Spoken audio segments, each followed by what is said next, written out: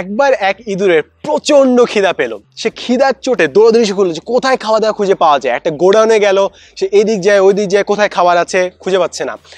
এখন খুঁজতে খুঁজতে তার এতই খিদা পেলো যে তার একদম পেট চুপসে গেছে, সে একদম চিকন হয়ে গেছে, শুকিয়ে কাঠ একেবারে।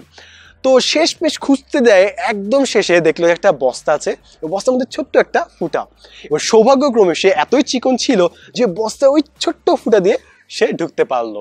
এবার ঢুকে দেখে অনেক খানা দানা, চিজ পনির সব খাওয়া দাওয়া, সে একদম মাসের খাওয়া দাওয়া একসাথে পেয়ে গেল।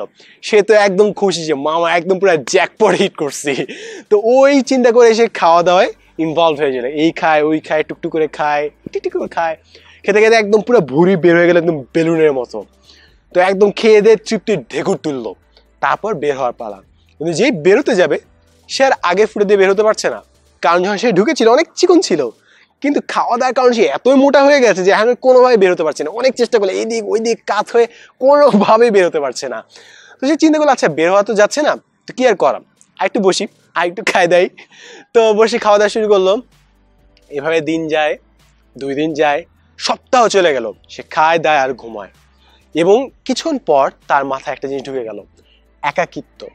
সে তার পরিবারকে 1 সপ্তাহ ধরে দেখেনি, তার বন্ধুদেরকে দেখে নেই, তার প্রিয় মানুষগুলোকে দেখে নেই, তার ওই স্পেশাল ওয়ানকে দেখে নেই। তো তার মনে এখন অনেক জ্বালা যে কি একটা ঝামেলা আসলাম, চারপাশে খাবার দাবার, আমার পেট ভর্তি, কিন্তু মানুষগুলা নেই। কিন্তু সে বেরও হতে পারছে না। সে বের কিভাবে হতে পারবে? যদি সে খাওয়া দাওয়া বন্ধ করে দেয়, তাহলে সে শুকিয়ে যাবে, আবার সে ফুটার ভিতর থেকে বের হতে পারবে। তো তার কাছে অপশন আসলো, সে হয়তো বা তার আশপাশে সব কিছু আছে, খাবার দাবার আছে, সে খেতে পারে, অথবা সে খাওয়া বন্ধ করে শুকিয়ে যেতে পারে এবং তারপর ওই ফুট দিয়ে বের হয়ে যেতে পারে। তার কাছে 2টো অপশন।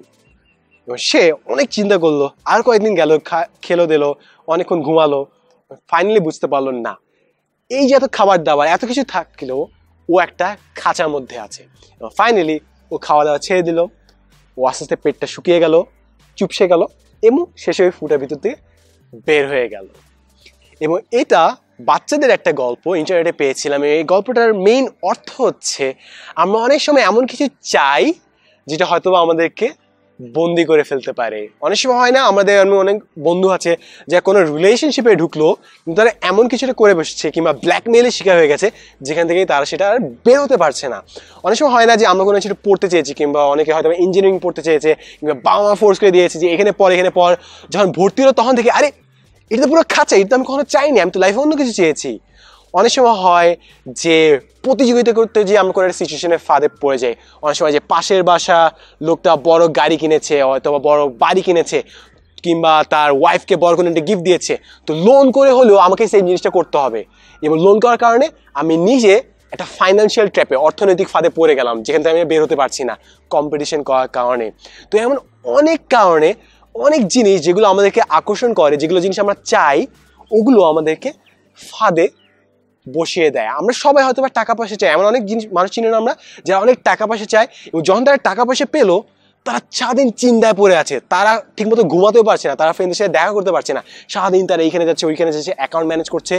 তারা তাদের ডিজায়ারের ক্যাপটিভ, অর্থাৎ তারা তাদের আকাঙ্ক্ষার বন্দী। তাদের যে চা পাওয়া ছিল ওগুলোই তাদেরকে বন্দি করে ফেলেছে। তারা যেটা ভেবেছিল যে জিনিসটা পেলে তারা মুক্ত হয়ে যাবে, সেই জিনিসটাই তাদেরকে বন্দি করে ফেলেছিল, এবং পরে সেই জিনিসটা তাদেরকে ছেড়ে দিতে হয়েছিল ফাইনালি মুক্ত হওয়ার জন্য। তো আমরা কি এমন জিনিস আকাঙ্ক্ষা করছি যেটা হয়তো বা আমাদেরকেই ট্র্যাপ করে ফেলবে, নাকি আমরা জাস্ট সুস্থ স্বাভাবিক একটা জীবনযাপন করছি? হয়তো বা আমরা অনেক সময় এমন কিছু চেয়ে বসি যেটা শেষমেশ আমাদেরকেই বন্দি করবে। তো আমরা যেন এইসব জিনিস নিয়ে সতর্ক থাকি। And as always, thanks for watching.